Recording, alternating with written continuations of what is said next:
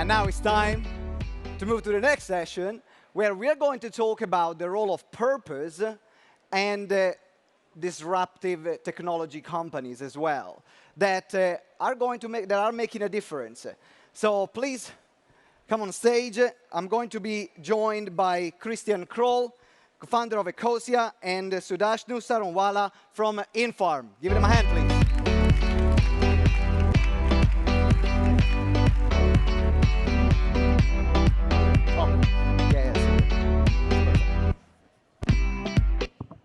Okay, welcome. Thank you. So let's start with Sudhanshu from Infarm. Oh.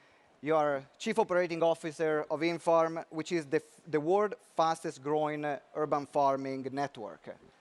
And you're harvesting and distributing more than 1.5 million plants each month across your network. Now, you talked about purpose, and I know purpose is really important for you. But purpose can become actually a cliche word. Everyone is talking about purpose. Yes. But how do you make purpose happen? And how do you make it purpose alive in a company? Okay. Thank you, Simone. Well, firstly, I'm the Chief Impact Officer. I'm not yet the Chief Operating Officer. Chief Impact Officer. Just to be clear. In terms of purpose, no, that's a really important question because it's not a, it shouldn't be a fad. It's not a narrative. It is actually fundamental in terms of how it is built into your business model. It's really the raison d'etre for your business. What is your business actually doing with respect to the environment and to society? And that's really how it gets built in. And that's really what attracted me to Infarm, honestly, is that there was purpose built into the very model as to how are you going to impact the environment, how are you going to impact society. But at the same time, you're not shying away from profits. So it really was the triple bottom line of people, profits, and planet coming together in what I think is really going to be a powerful shift in the way business is done. Yeah, as you mentioned, purpose becomes the core of every decision that then is made for the company and also moving forward. Now, I want to check with Christian now, because you're the co-founder of Ecosia, which is an alternative search engine. For the profits that you generate from search, you're actually planting trees. And I've seen that there's been more than like 150 million trees. I was checking this morning on Ecosia's website, more than 150 million trees have been planted from the work. And you talked about, in the conversation that we had before, about purpose economy, still talking about purpose. What is a purpose economy? Yeah, I think this is maybe the beginning of a post-capitalistic world. I might be exaggerating a little bit, but I really feel that way.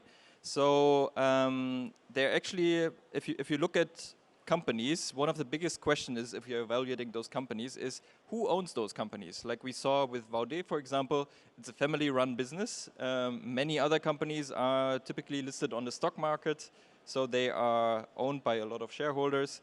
And often you can draw, from this insight, you can draw the conclusion, what is the real purpose of that company? So a publicly traded company, its real purpose is to generate money for its shareholders. And that's what I studied business, so that's what I learned at university, that this is typically the purpose of a company. But like we've seen with Vaude previously, that companies also can have very different reasons for being. And it could be, for example, to solve the destruction of our planet.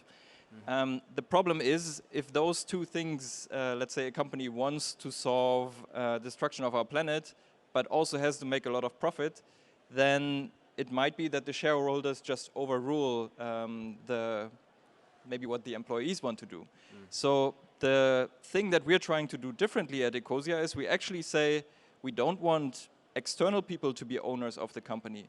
Why can't the company itself be the owner of itself? So that's what we initially thought. So when I started Ecosia as a company, I made the promise that the company will never be sold, that we will never take any profits out of the company, and that nobody ever can basically buy or take over Ecosia as a company. So this independence was very important for me because I believe that this is necessary so that a company can actually really fulfill its purpose and doesn't get distracted by paying back investors or paying money to shareholders.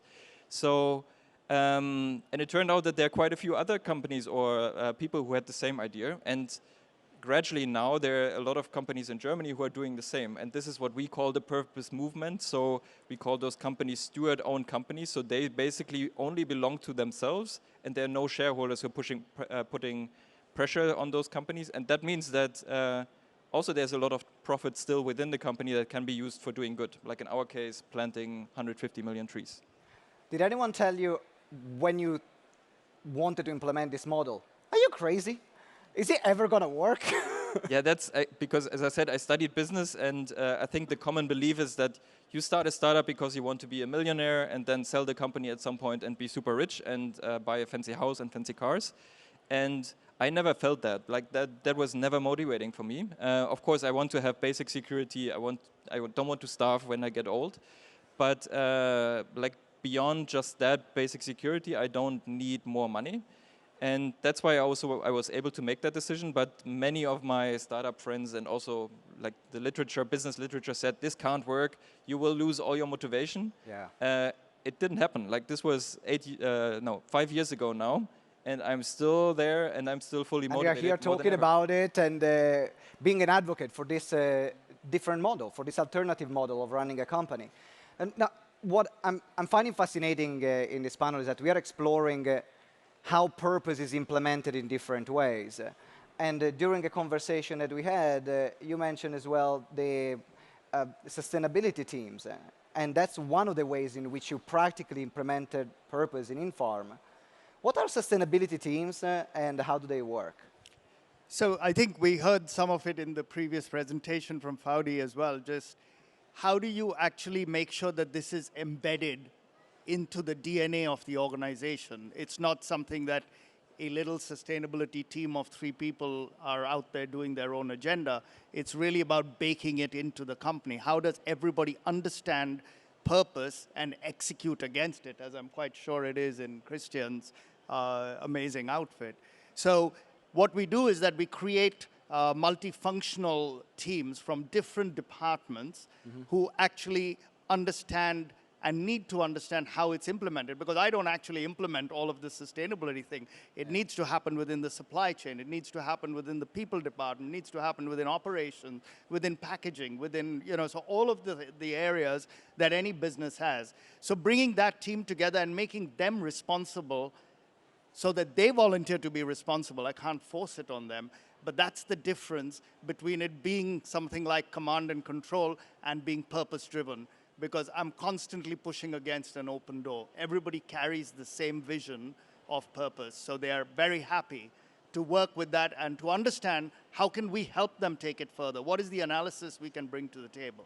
So that's really what sustainability teams are about. And when they start reporting sustainability metrics without being asked for it, that's when you know that it's working. Milestone. That's your milestone. Can you give me also an example? Because I'm curious to hear an example of the work that one of the sustainability teams has done or is doing at the moment. Right. So I'll take an example of energy. We work with, there's land, water, miles, etc. But let's take energy because it's topical. We were listening to the IPCC just now. So when we talk about energy, which is always a big question in vertical farming because of the LED lighting that is used, is how does that actually flow across the supply chain and across all the different departments? So you then break down energy from R&D in terms of how it's going into the lighting, how are plants actually absorbing it. So that becomes their responsibility to track and to actually hit a mark. Then you're talking about facilities when we're actually renting new facilities, warehouses. How do we actually rent those which either have the ability to do solar panels or have access to green or low carbon energy? And then the procurement teams in terms of actually negotiating that. So you can see that there are multiple places where energy can get impacted, and it's our role to try and orchestrate that, but to make sure that all of the different elements know that, yes, we need to reduce the carbon footprint. We need to reduce energy usage. and therefore we work towards that, and so does every department. And thinking about sustainability teams, I think you can all agree with me that every company should have one. They can keep all the other teams accountable and making decisions that are good for the planet, which is why we are here. Christian, you built Ecosia without venture capital. And building a new search engine, building companies without venture capital, it is very different. A lot of people are looking for that money to get started because technology costs, people cost money, like you want to pay, and you want to make the company sustainable. What are the cons and also the pros that of running a company or creating a company without venture capital that also led you to make this decision? Yeah. So I think this was. So I'm not against venture capital. I think it has a function to play.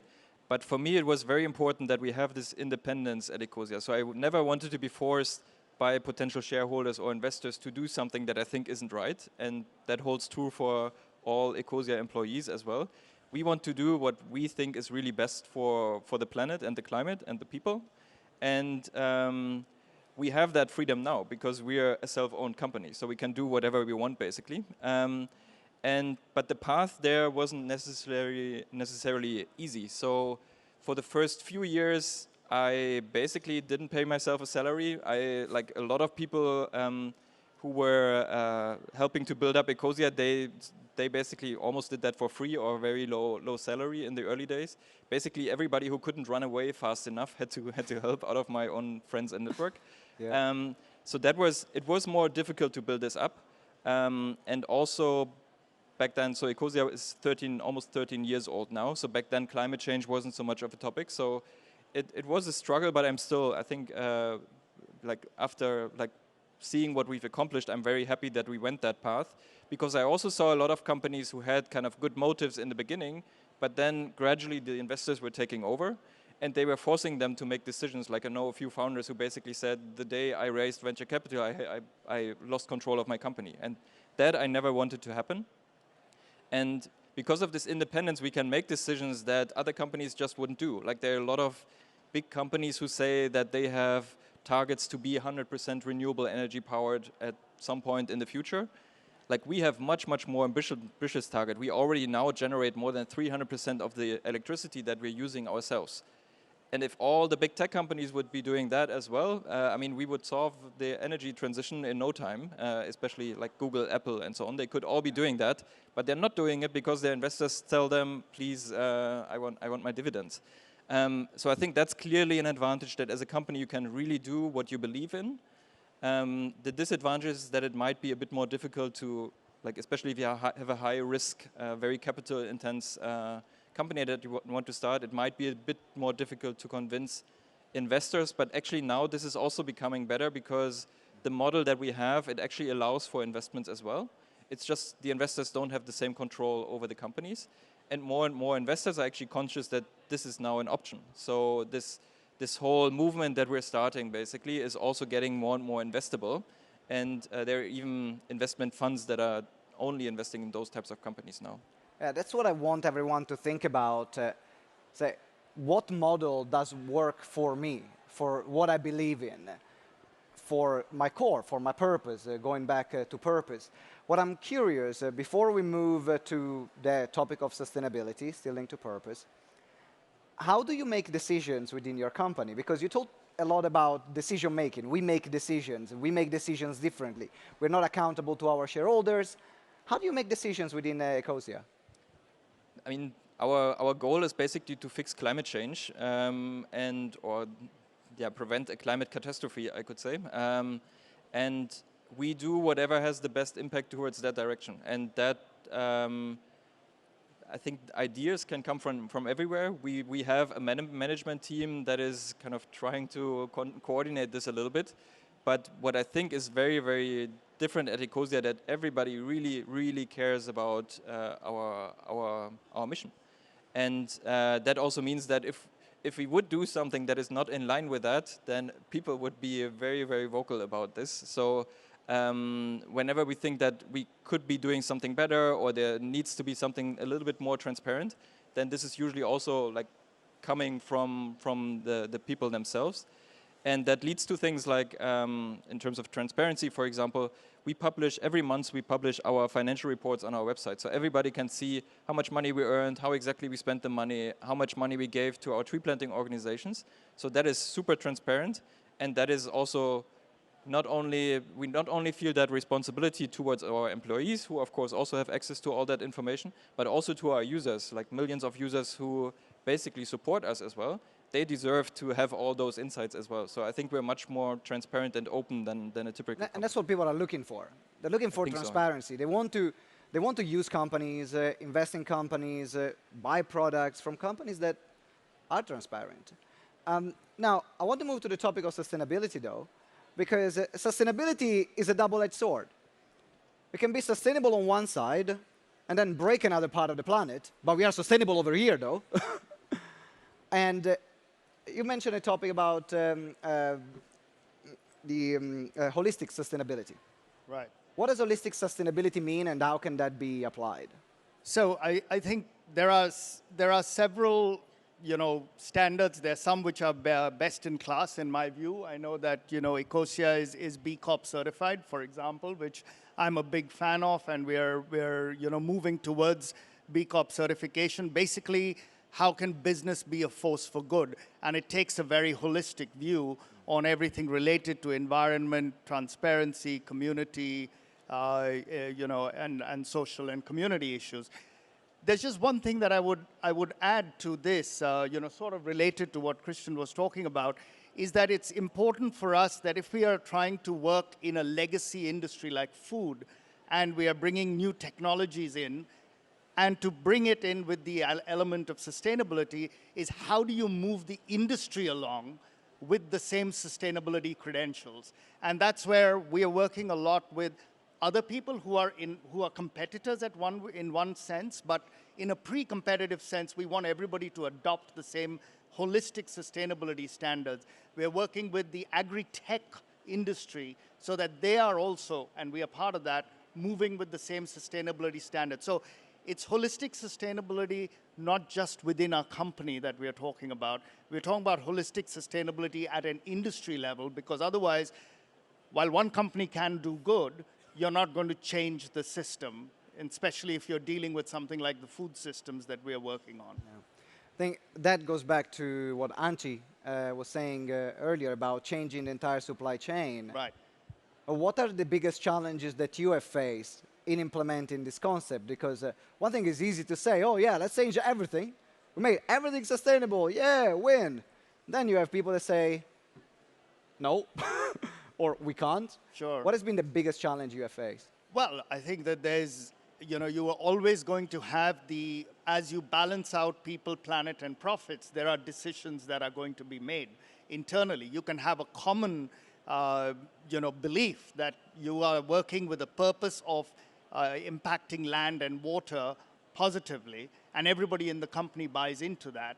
But at the same time, there is a decision to be made on execution. There are retailers that you work with. So there are externalities that come into place.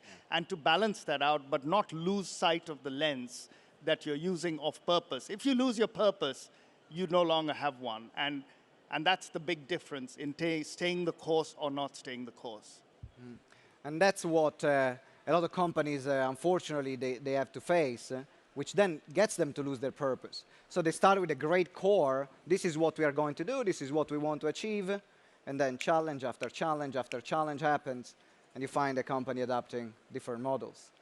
I know you're a big believer in sustainability, and in particular around replacing nature with nature. And I remember that you have also quite a strong view around the use of technology. So that's what I want to have this conversation, because now we have a technology company. So is he. And it's a technology. So what is your view about replacing nature with nature? Yeah, I think, if we want to prevent a climate catastrophe, we have to use all the means available. And the problem that I see in a lot of sustainability discussions, I think, are two problems. First of all, I think it's driven a lot by the current understanding or the current way of how we're doing things. And especially if you look at who is most active in this sector, it's often very, very technology-focused companies or people. So especially the tech billionaires, they have a lot of voice in the sector. They spend a lot of money. They get a lot of attention as well. And they have their specific lens on the problem. They, to a large extent, believe that we just need to build a bigger machine that can solve this problem for us. And I don't believe that this is true. So of course we need research, especially in renewable energy. There's like we need more innovation there, or battery storage, for example. But this is just a small piece of what we actually need to solve the climate crisis. If you look at the numbers, then the tech-driven solutions that we have are maybe just 50% of the solutions that we can do. A lot of the other solutions that we have are actually nature-based. So the big question is how we use land, how we produce food. Those two questions alone are so big that yeah, we should really put more attention on those. And some of those can be supported by technology, but often it's just we humans need to learn that we are part of an ecosystem and that we can't keep destroying this ecosystem. We have to start repairing this ecosystem. So in agriculture, for example, the question how we produce food currently is causing a lot of CO2 emissions, but it could actually be, if we do this right, if we use regenerative agriculture, it could have a massively positive impact on removing CO2 from the atmosphere by building soil, making our planet more healthy. And that, so this area alone has so much potential that it's actually, I think, 10 times bigger than electric cars. But there's an entire booth just, or an entire stage just for electric cars. So this is getting so much attention, but the nature part, I don't know if there's even a nature area at this conference. I haven't managed to visit everything. But the nature part really usually gets less attention. And there's no marketing department for trees, maybe except for Ecosia, we're the marketing department for trees. But that's a little bit of a problem. There's a big marketing department for electric cars. And again, I'm not saying that we don't need technology. We are also a technology company, but we should really look at nature. And then I think when you look at nature, you realize, hey, you can't just be, it's not only possible to be sustainable, but you can actually do much more. You can really have a positive impact. You can really start repairing the damage that has been done. So actually, we don't like the word sustainability so much. We rather use the word regeneration, because then you don't have to stop at being just neutral. You can actually go way beyond. And I mean, we are much more than carbon neutral. We've taken millions of tons of CO2 out of the atmosphere. And also in terms of energy production, we are not just 100% renewable. We are 300% renewable. So remove this artificial limit of 100% or zero footprint and go way beyond. That would be my recommendation. And really don't forget about nature. Because if you invest massively into repairing nature, then you actually also fix a lot of other problems. Poverty, the food crisis, water crisis, all that can be done if you put the money into the right places. And I can talk to you guys for hours, but it's time to wrap up. What I loved about this conversation is exploring different models that has one common theme, which is purpose. And that's how purpose is applied in different sectors, in different themes, in different decision making. So Christian, Sudhanshu, thank you very much. Give them a massive round of applause. Thank you. Thank you. Thank you.